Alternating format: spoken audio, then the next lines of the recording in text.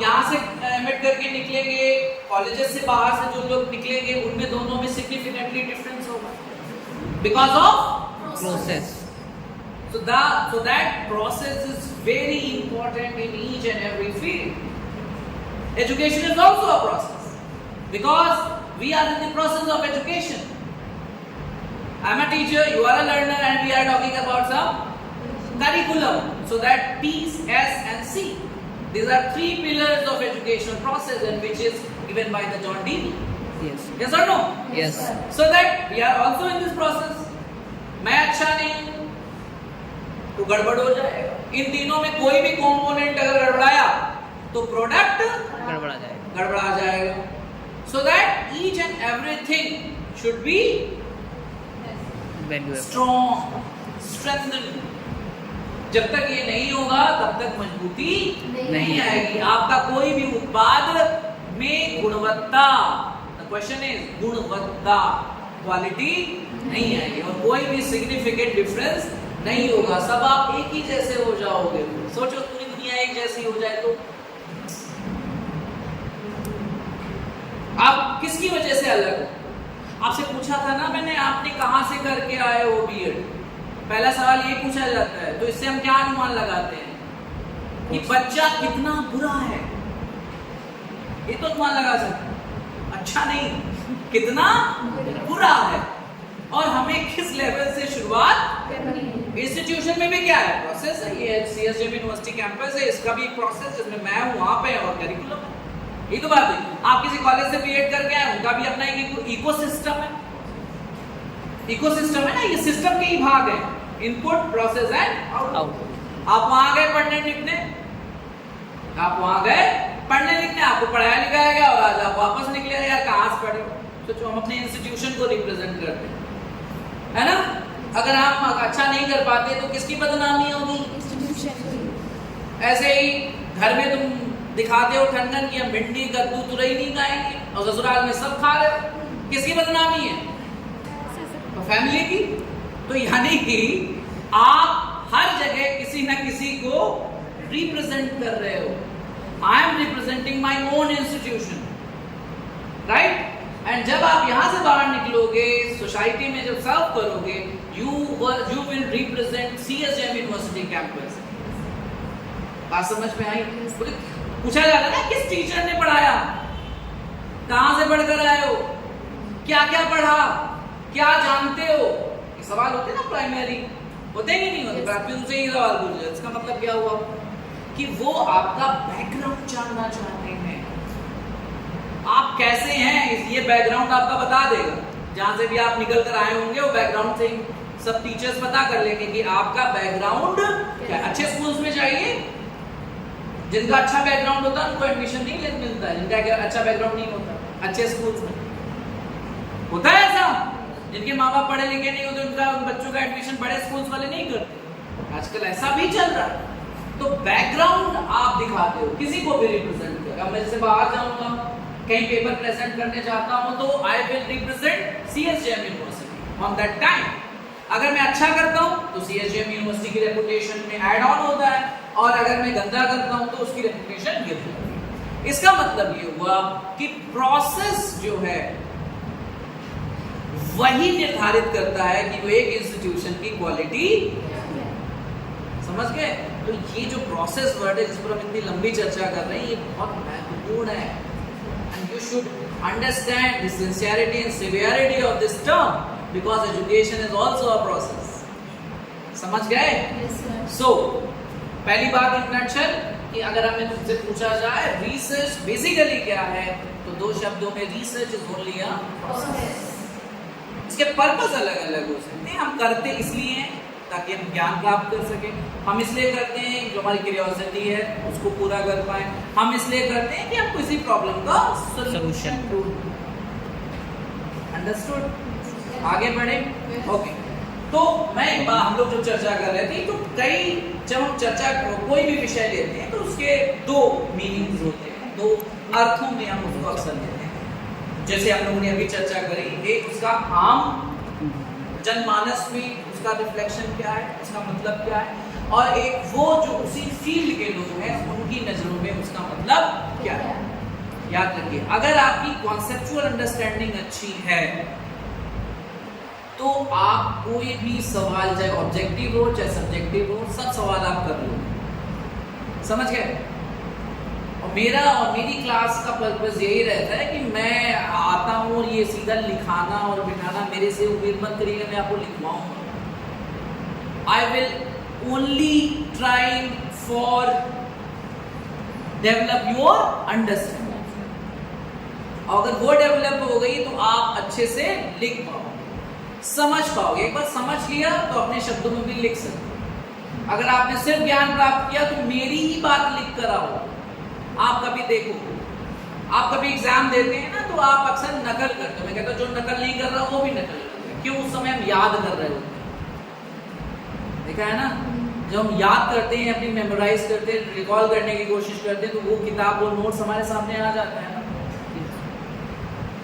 बोलो भाई। Yes, actually आप नकल ना करते हुए भी क्या कर रहे हो? You are not thinking about the question, you are cheating, you are doing some cheating. कर रहे हो? आप सब बताओ।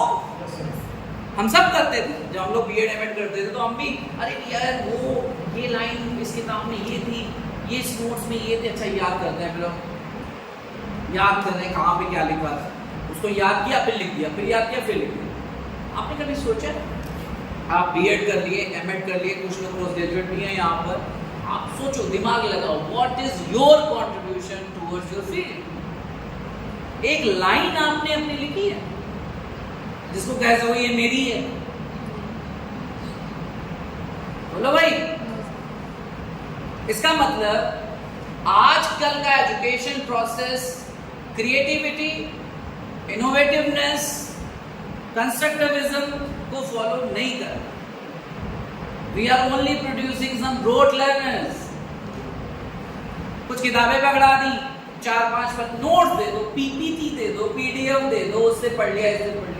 ये सब आपने कहा सुनिए, आधे जल गगरी छलकल जाएवर, ये बहुत खतरनाक होता है। या तो आपको ज्ञान हो ही ना, ये सबसे अच्छी कंडीशन, समझ गए? और या आपको अच्छा ज्ञान, ये भी बहुत अच्छी कंडीशन। और ये कंडीशन बहुत खराब है जब आपको ज्ञान है भी और नहीं, समझ गए? तो ये बहुत इंपॉर्टेंट है बच्चे। सो दैट आज ही हम प्रॉमिस करेंगे, हम सब मिलकर प्रॉमिस करेंगे कि we will think creatively, right? कुछ अपना सोचते हैं। हम लोग आज जितनी भी चर्चा कर लिए हैं, उस दिन जितनी चर्चा किए हैं, वो सब आपको किसी किताब में मिलने वाला नहीं है। These all are original ideas। और मैं ये नहीं कह रहा हूं कि आपको you should agree with that, no। आपको उसमें ये सोचना चाहिए कि इसमें हम कैसे एडवांसमेंट करें, कैसे इंप्रूवमेंट करें और कैसे नई चीजों से इसको अपडेट करें और हम एक पैरा या एक पन्ना हम लिखें। आप पाएंगे शुरुआत में आपको कठिनाई होगी कि 2-4 लाइन भी आपके मन से नहीं निकलेगी। फिर धीमे धीमे जैसे जैसे आप प्रैक्टिस करते जाएंगे वैसे वैसे आपका ध्यान लगने लगेगा, आपके मन में आइडियाज आने लगेंगे। और जब आइडियाज आने लगेंगे तो इन्वेंशन अपने आप, क्रिएशन अपने आप। कोशिश कीजिए, इतना मुश्किल नहीं। आप भविष्य के शिक्षक हैं। सोचिए, टीचर एजुकेटर एक ऐसा प्रोफेशन है जो टीचर्स बनाता है।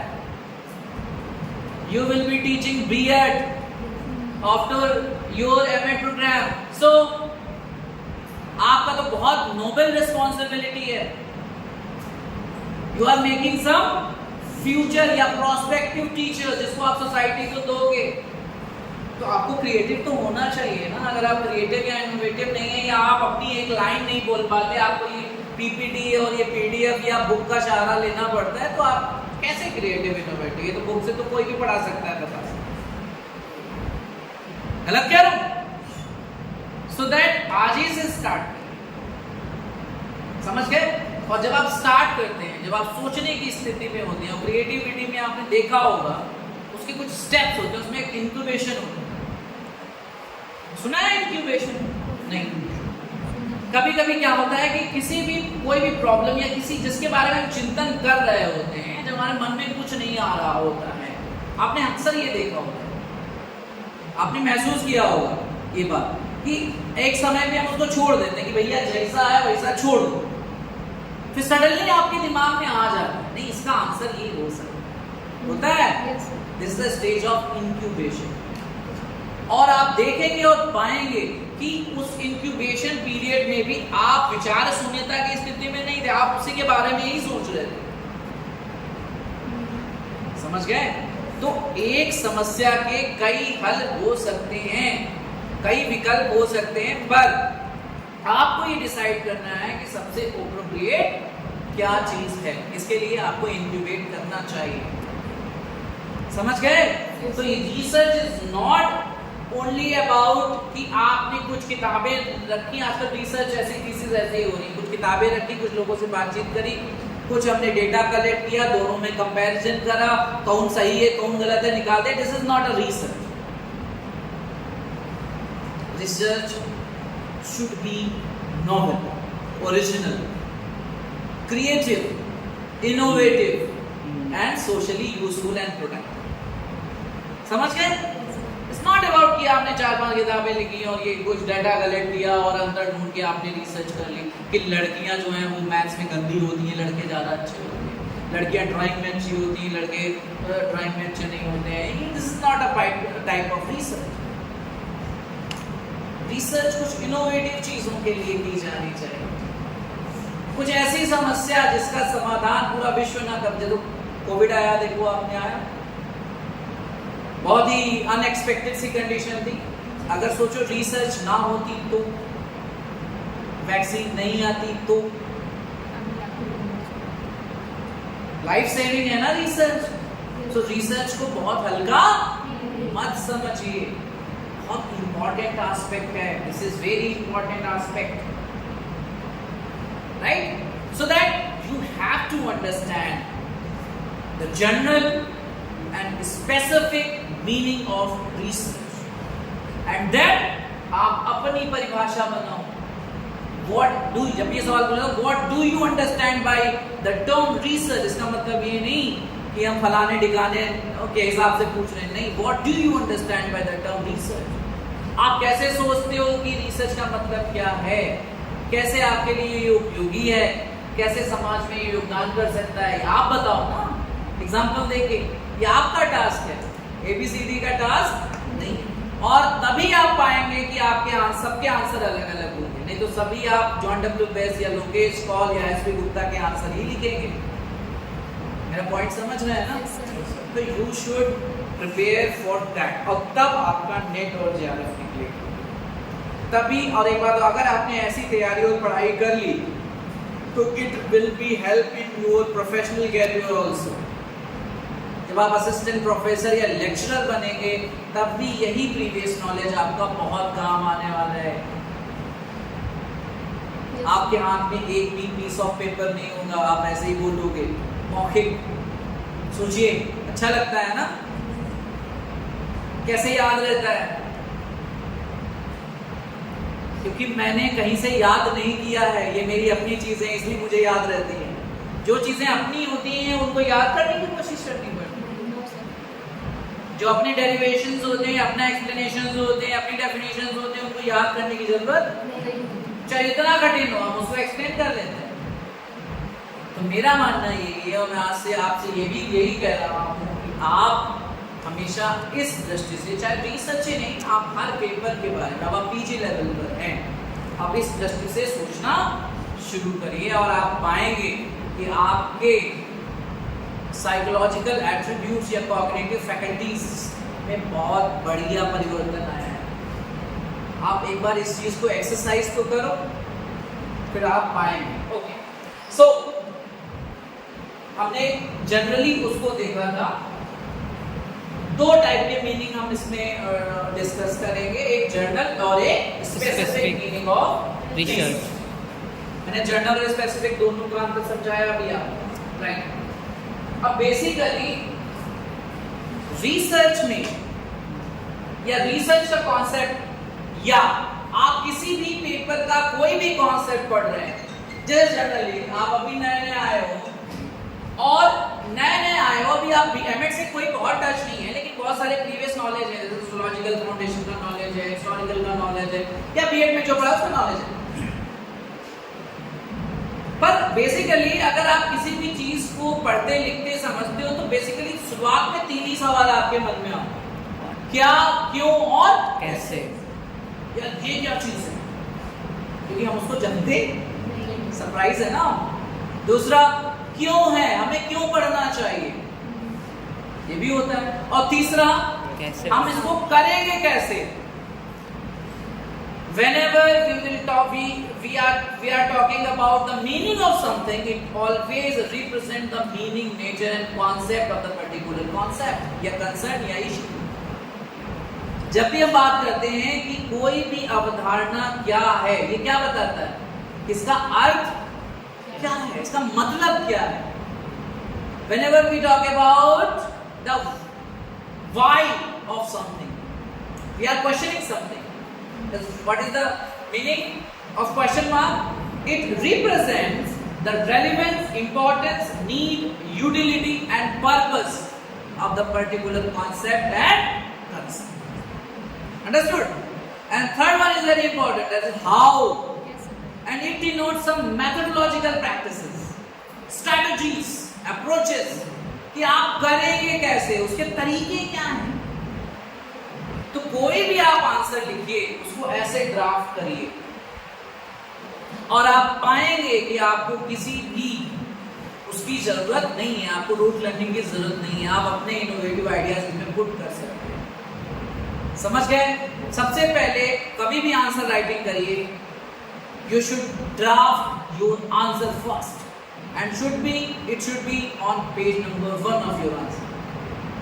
So एग्जामिनर समझ जाएगा कि आपने उस चीज को जाना है, आपने उस चीज को समझा है, या आप उस चीज को अप्लाई करना, और वहीं से उसके मन में आपके लिए कितने नंबर देने या कितने मार्क्स देने हैं उसी के मन में वो तभी आ जाता है। It is not about marks, it is like your writing skills and it is totally connected with our thinking skills. क्या हम सोचते हैं वही हम लिखते हैं, right? So it's a reflection of our thinking style. Okay. So हम इसके जनरल और स्पेसिफिक मीनिंग पर हम चर्चा करेंगे, ठीक। लेकिन उसके पहले हम ये चाहेंगे कि आप लोग जितना भी हमारा 2 क्लासेस में डिस्कशन हुआ है इसको सम अप करिए और रिसर्च के कॉन्सेप्ट को आप क्या सोचते हैं, आप क्या समझते हैं। मैंने बहुत सारे पॉइंट्स बोले, आज रिकॉर्डिंग भी है आपके पास, उसको दोबारा सुनिए और उससे आप एक बढ़िया सा इस पर एक अच्छा सा आर्टिकल लिखिए, what do you understand by the term research. समझ गए? Then we will talk about research in general